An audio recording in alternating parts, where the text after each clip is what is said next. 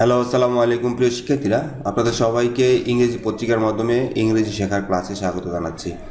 আজকে আমরা পাকিস্তানের দ্য ডন ইংলিশ নিউজ পেপারটা নিয়েছি। তো পাকিস্তানের এটা সবচেয়ে বেশি পঠিত একটা দৈনিক ইংরেজি সংবাদপত্র। আজকের হেডলাইনটা হচ্ছে the Middle East NATO. Middle East NATO, এখানে ন্যাটো শব্দটা প্রথমে আমরা দেখব। North Atlantic Treaty Organization, a military and political alliance of 32 member countries from North America and Europe, অর্থাৎ ইউরোপ এবং আমেরিকার 32টা দেশের একটা সামরিক প্রতিষ্ঠান। এটা হচ্ছে ন্যাটো। যে ন্যাটোর কারণে এখন যুদ্ধ চলতেছে আপনার রাশিয়া এবং ইউক্রেনের মধ্যে। ইউক্রেন চাইছিল ন্যাটোর সম্ভবত 33 মেম্বার হইতে। রাশিয়ার এটা চায় নাই। রাশিয়া বলছে যে না, তুমি যদি মেম্বার হও তাহলে আমাদের নিরাপত্তার ঝুঁকি আছে। তো এটা হচ্ছে এদের কাজ হচ্ছে একটা দেশ আক্রান্ত হলে প্রত্যেকটা দেশ তার সাহায্য করা এবং সামরিক সহায়তা দেওয়া। তো এখন মিডল ইস্টের এরকম একটা ঘটনা ঘটছে, এরকম একটা নেটোর মতো সিমিলার টু নেটো একটা প্রতিষ্ঠান, সংগঠন, আন্তর্জাতিক সংগঠন হয়েছে পাকিস্তান, তুরস্ক আর হচ্ছে সৌদি আরবিয়ার মধ্যে। এই আর্টিকেলটাই উনি লিখছেন। তো মেন আর্টিকেলে চলে আসলাম। বলছে অন আগস্ট 7, 2026, 2026 সালের 7 August, Saudi Arabia, Pakistan and turkey signed. এই সাইন্ড হচ্ছে এখানে ভার। তিনটা দেশ চুক্তি করেছে the historic Mecca joint defence agreement, যেটাকে বলে MJDA। এই চুক্তিটা কেন করছে, পারপাসটা আমরা ইনফিনিটিভের মাধ্যমে জানবো। To plus strengthen, to plus verb দিয়ে। টু প্লাস ভার্ব আমাদের মোস্ট কেসেস পারপাস। রিজনটা কি, পারপাসটা কি? To strengthen collective deterrence. তাদের পারস্পরিক, কালেকটিভ মানে কি, সবার মধ্যে পারস্পরিক একটা ডিটারেন্স মানে deterrence against external armed aggression, অর্থাৎ পার্শ্ববর্তী দেশ অথবা কোনো দূরবর্তী দেশ হোক, কোনো শত্রুর দ্বারা অ্যাগ্রেশন হলে, আক্রমণের শিকার হইলে, আক্রান্ত হলে, সেই শত্রু যদি এক্সটার্নাল আর্ম ফোর্সেস হয়, তাই তাদের বিরুদ্ধে একটা ডিফেন্সের ব্যবস্থা করার জন্য, শক্তিশালী করার জন্য তারা এই চুক্তিটা করছে। তো এখানে ডিটারেন্স শব্দটার আমরা অর্থ দেখব। Deterrence means the practice of discouraging an action or behaviour by instilling fear, অর্থাৎ এই যে তিনটা দেশ, তাদের মধ্যে সামরিক চুক্তি করার মাধ্যমে ইনস্টিলিং ফিয়ার, পার্শ্ববর্তী অন্য তাদের শত্রুর মধ্যে একটু ভয়ে, ডাউট, সন্দেহ, ভীতি, থ্রেট, মানে অনেক কিছু হয়েছে, মানে শত্রুপক্ষের বুক কাঁপিয়ে দেওয়া, এই জিনিসটা ডিফেন্স করা, এই জিনিসটা হচ্ছে ডিটারেন্স। ডিসকারেজ করা, যে তুমি আমার সাথে মারামারি করতে আইসো না, আমি কিন্তু খুব শক্তিশালী, আমি একটা অ্যালায়েন্সের সাথে আছি, একটা অ্যালায়ের সাথে আছি, একটা গ্রুপের সাথে আছি, তুই যদি আমার সাথে মারামারি করতে আসো, বাঁধতে আসো, তাহলে কিন্তু তুমি আমার সাথে পারবে না। এটা হচ্ছে ডিটারেন্স, সহজ কথায় হচ্ছে ডিফেন্স। তো বলছে এই তিনটা রাষ্ট্র, সৌদি আরবিয়া, পাকিস্তান এবং টার্কি, তারা একটা হিস্ট্রিক মক্কা চুক্তি, MJDA, একটা historic Mecca joint defence agreement করছে, যেন তারা ঐক্যবদ্ধ হয়ে থেকে একটা শত্রুর বিরুদ্ধে প্রতিরোধ গড়ে তুলতে পারে, শত্রুদের কাঁপিয়ে মানে ভীতি তৈরি করতে পারে। তা এগ্রিমেন্ট, এখানে এগ্রিমেন্ট বলতে এই অংশটুকুকে বলছে। দ্য এগ্রিমেন্ট প্রোভাইডস দ্যাট, এগ্রিমেন্টে বলা আছে যে এগ্রিমেন্ট যে কারণে করা হয়েছে সেটা গিভস, প্রোভাইডস একই কথা। এগ্রিমেন্টে বলা আছে যে, বা এগ্রিমেন্ট অধিকার দিচ্ছে, বা এগ্রিমেন্টের ক্ষমতা আছে কি, দ্যাট অ্যান আর্মড অ্যাটাক, যদি সামরিক কোনো আক্রমণ হয় অন ওয়ান স্টেট, একটা দেশের উপরে, উড বি রিগার্ডেড, এটাকে এই উড বি রিগার্ডেড হচ্ছে ভার্ব। আমি রেক্টেঙ্গুলার করে দাগ দিয়ে রাখছি ভার্বগুলো। Would be regarded as an attack on all parties to the agreement, অর্থাৎ এই মক্কা চুক্তির যারা পার্টিস আছে, যারা অন্যান্য সদস্য রাষ্ট্র আছে, তাদের যে কোনো একজনের উপরে যদি অ্যাটাক হয়, এটা মনে করা হবে প্রত্যেক পার্টির উপরই অ্যাটাক করা হয়েছে। তো এখানে এই যে একটা দ্যাট দিয়ে একটা সাব অর্ডিনেট ক্লজ শুরু হয়েছে, that an armed attack on the one, that an arm মানে এখানে সাবজেক্ট দ্য এগ্রিমেন্ট আর ভার্ব হচ্ছে প্রোভাইডস। তো এই দ্যাটটা হচ্ছে দ্যাট এগ্রিমেন্ট। তাহলে এই যে দ্যাট সাবঅর্ডিনেট কনজাংশনটা যে নতুন সাবঅর্ডিনেট ক্লজ শুরু করেছে, সেই ক্লজের সাবজেক্ট হচ্ছে an agreement an armed attack on one state, এটা হচ্ছে সাবজেক্ট। আর সাবঅর্ডিনেট ক্লজের ভার্বটাই হচ্ছে উড বি রিগার্ডেড। তো অর্থাৎ একটা আক্রমণ বিবেচনা করা হবে যে সকল পার্টির উপরে আক্রমণ করা হয়েছে। তো এখানে আমরা দেখব যে an armed attack on one state, এই সবটুকু অংশ কিন্তু সাবজেক্ট। একটা রাষ্ট্রের উপরে আক্রমণ বিবেচনা করা হবে সকল পার্টির উপরে আক্রমণ। হিস্ট্রিক্যালি, ঐতিহাসিকভাবে বা ট্র্যাডিশনালি এরকম, Pakistan has maintained, Pakistan subject has maintained হচ্ছে ভার্ব, পাকিস্তান মেনটেন করে যাচ্ছে, সম্পর্ক করে যাচ্ছে long standing defence ties with both countries.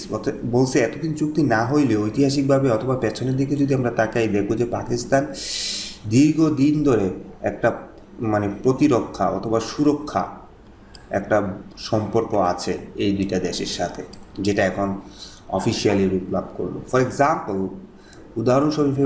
উদাহরণ হিসেবে দিচ্ছে টার্কি হ্যাজ সাপ্লাই, টার্কি সরবরাহ করেছে, প্রেজেন্ট পারফেক্ট টেন্স কিন্তু, হ্যাজ মেনটেইনড, হ্যাজ সাপ্লাইড, এগুলো present perfect tense. Present perfect টেন্সের সাবজেক্ট থাকে, তারপরে হ্যাভ অথবা হ্যাজ থাকে, তারপরে মূল ভার্বের V3 ফর্ম থাকে। কেমন?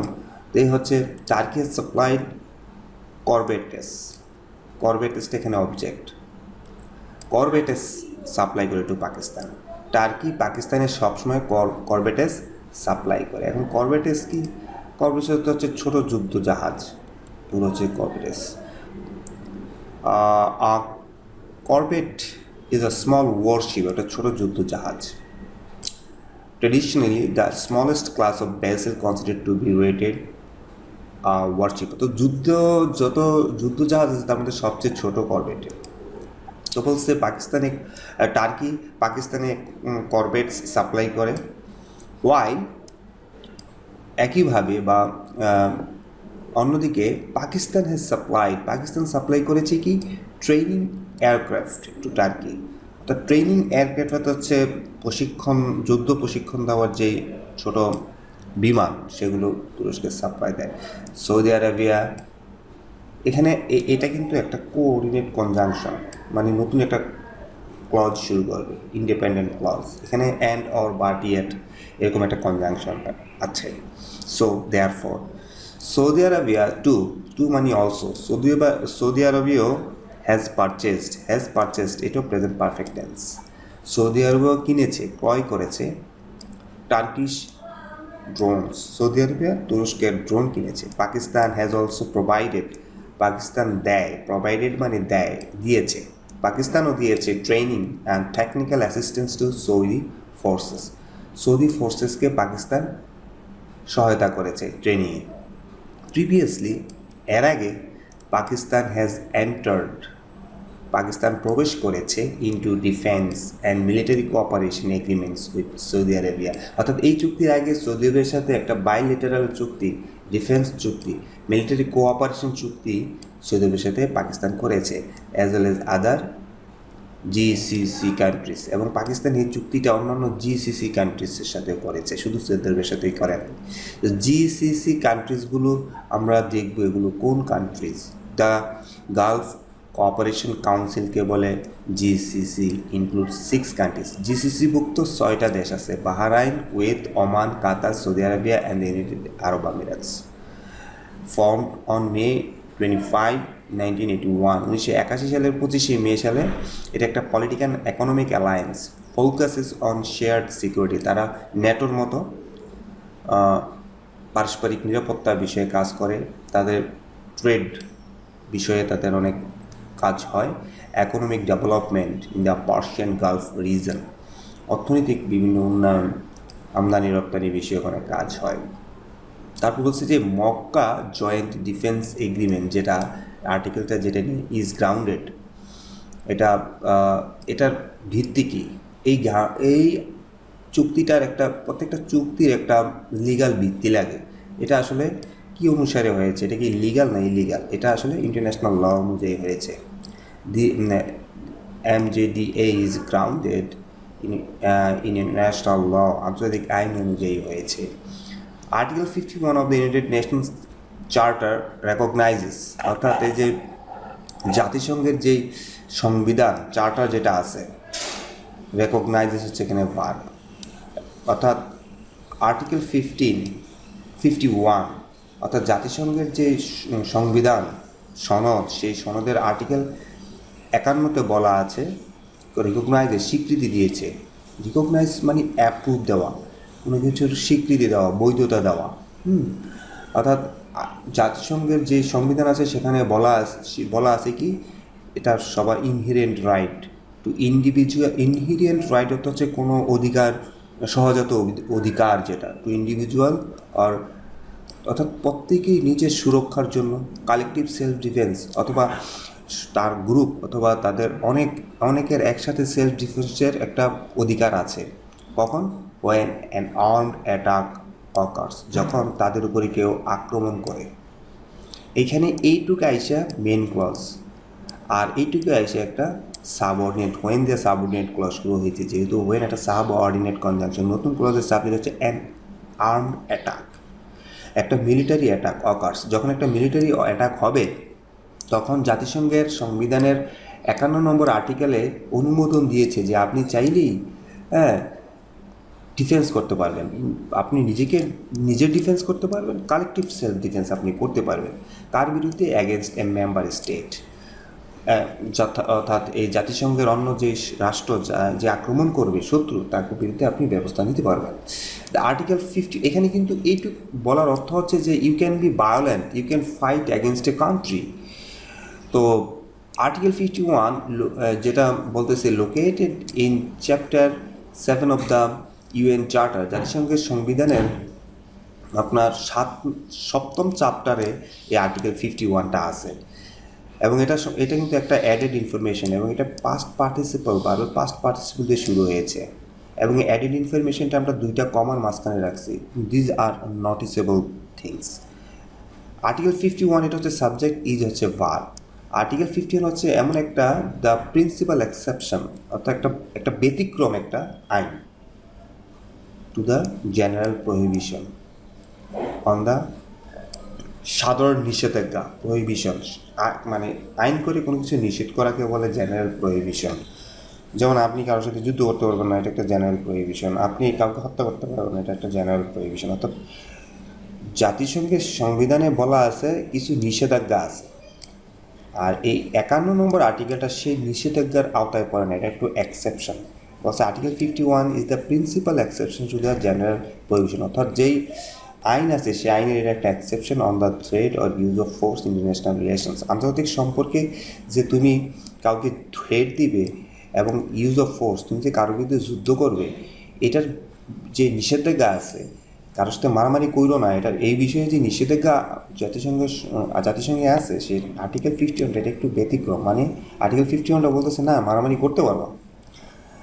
established under Article 24 of the Charter, অর্থাৎ এই যে ইন্টারন্যাশনাল ল যেখানে বলা আছে, আর্টিকেল 24-এ বলা আছে যে না মারামারি করো না, অর্থাৎ এই 24-এর অ্যাগেনস্টে একটা এক্সেপশন হচ্ছে আর্টিকেল 51, হুইচ প্রোটেক্টস, অর্থাৎ এই হুইচটা কিন্তু আর্টিকেল 51-এর পরিবর্তে বসছে। দ্য টেরিটোরিয়াল ইন্টিগ্রিটি, না এখানে হুইচটা বসছে এই আর্টিকেলটা সম্পর্কে। আমরা যখনই রিলেটিভ ক্লজ পাবো তখন রিলেটিভ ক্লজের আগের যেই নাউনটা থাকবে সেই নাউনটা হবে তার সম্পর্কেই বলছে, অ্যান্টিসিডেন্ট বলা এটাকে।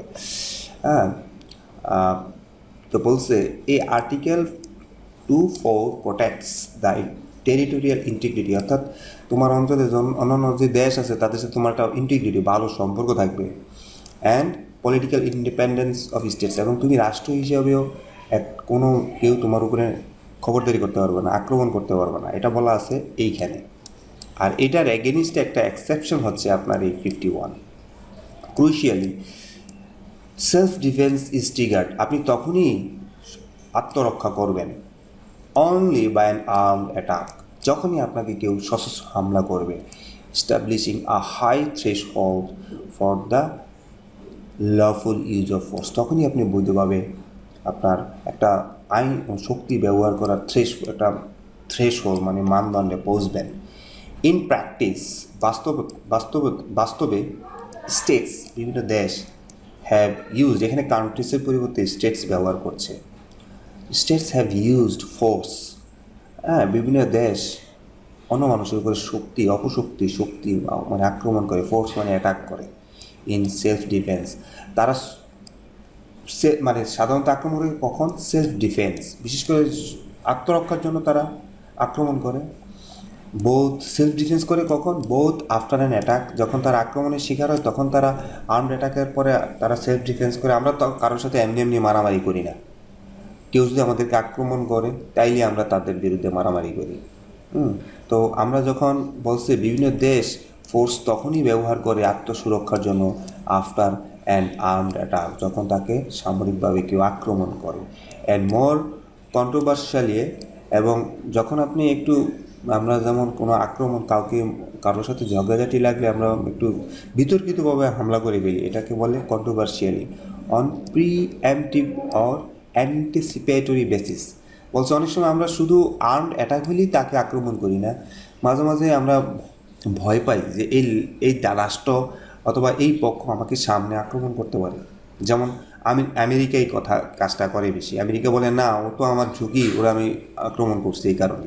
ইসরায়েল করে না, ওরা তো আমার ঝুঁকি, আমরা ওদেরকে আক্রমণ করছি এই কারণে। এটাকে বলে প্রিএমটিভ। তো প্রিএমটিভ আমরা যদি ওয়ার্ডটা দেখি, means doing something first to stop an expected event, অর্থাৎ এক্সপেক্টেড ইভেন্ট কোনো কিছু ঘটবে, এটা ঘটার আগে ডুইং সামথিং ফার্স্ট, তার আগে কোনো কিছু করে ফেলা। To take control before something else, খারাপ কিছু ঘটার আগে যেন এটা নিয়ন্ত্রণ হয়। তো বলছে pre-emptive or anticipatory basis. Anticipatory তো সহজ, বারবারই আসে ওয়ার্ডটা। অ্যান্টিসিপেটরি হচ্ছে আমরা ভবিষ্যৎ সম্পর্কে একটু কল্পনা করি, সেই কল্পনা বা অনুমান করি, হ্যাঁ, সেই রিসার্চ করি, সেই রিসার্চের তথ্যের কারণে কেউ আক্রমণ না করলেও আমরা তাকে আক্রমণ করি, এটা একটু বিতর্কিত। তো এই সম্পূর্ণ অর্থটা হচ্ছে বাস্তবিক মানে বাস্তবতা। আমরা দেখি বিভিন্ন রাষ্ট্র শক্তি প্রয়োগ করে অথবা কোনো দেশে আক্রমণ করে সেলফ ডিফেন্স করার জন্য। বিশেষ করে সেলফ ডিফেন্সটা কখন করে? আফটার অ্যান আর্মড অ্যাটাক, যখন তার উপরে কেউ আক্রমণ করে। অথবা সেলফ ডিফেন্স সে তখনও করে মোর কন্ট্রোভার্সিয়ালি, সে যখন প্রিএমটিভ অর অ্যান্টিসিপেটরি বেসিস, সে একটু অনুমান করে অনেক দেশের উপরে আক্রমণ করে। Such force has been used, এরকম শক্তি বা আক্রমণ ব্যবহার করা হয় ইউনিলিটারি, অর্থাৎ যখন আমরা কোনো দেশে আক্রমণ করি তখন আমরা ইউনিলিটারি আক্রমণ করি। ইউনিলিটারি অর্থ হচ্ছে এককভাবে, বাংলাদেশ পাকিস্তান, বাংলাদেশ ভারত এককভাবে মারামারি করছে, এটাকে বলে unilaterally. As well as collectively with allies, এবং মাঝে মাঝে আমরা এই যুদ্ধটা অ্যাজ ওয়েল এজ অর্থ এবং কালেকটিভলি উইথ অ্যালাইজ, আমাদের অ্যালাইজ, আমরা যখন 71 সালে ভারতের সাথে অ্যালাই করে পাকিস্তানের সাথে মারামারি করছি, এটাকে বলে অ্যালাই। আমরা মাঝে মাঝে মারামারি করে বন্ধু রাষ্ট্রদেরকে নিয়ে। তো আমরা ইউনিলিটারি শব্দটা এখানে খুব গুরুত্বপূর্ণ। ইউনিলিটারি অর্থ হচ্ছে adverb meaning an action or decision is done by only one person, একজন মানুষের দ্বারা গৃহীত সিদ্ধান্ত, একজন মানুষের দ্বারা গৃহীত যুদ্ধ। A prominent example of collective self defence, অর্থাৎ এই যে সেলফ ডিফেন্সের কথা বারবার বলতেছে কন্ট্রোভার্সিয়ালি, যেটা আমরা অনুমান করি আরেক দেশের উপরে মারামারি বাদিয়ে দিই।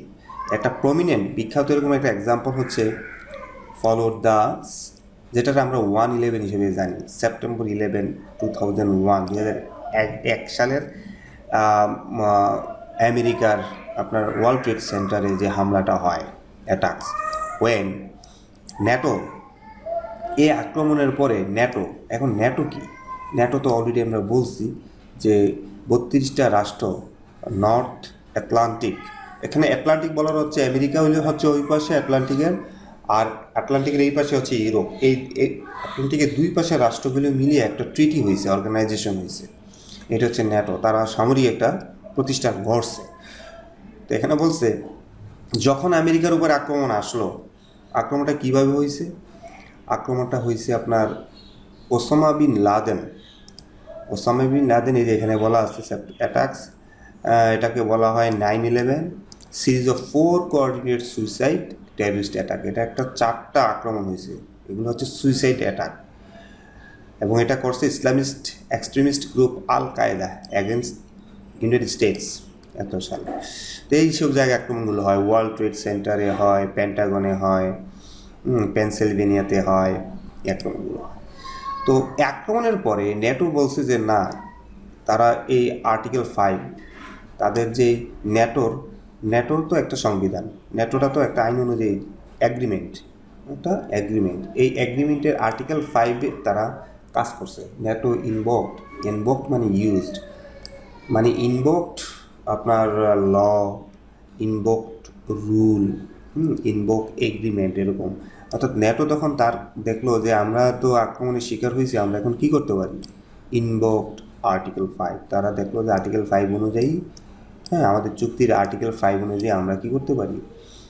আমরা এটার প্রতিশোধ দিতে পারি। আর্টিকেল 5-এ কি বলা আছে? প্রোভাইডস, আর্টিকেল 5-এ বলা আছে যে an armed attack against one or more NATO member. বলছে এমন কোনো দেশের উপরে যদি কেউ সামরিক হামলা করে, is considered an attack against all, এটা সকল সদস্য রাষ্ট্রের উপরে আক্রমণ।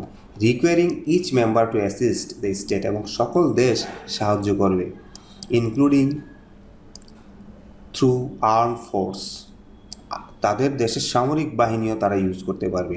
ওয়েন ডিমড নেসেসারি, ডিম মানে কনসিডার, যখন দরকার হয়, যদি প্রয়োজন হয়, তখন একটা রাষ্ট্র, ন্যাটোর ভুক্ত একটা রাষ্ট্র আরেকটা রাষ্ট্রের সামরিক শক্তিটাও ব্যবহার করতে পারবে।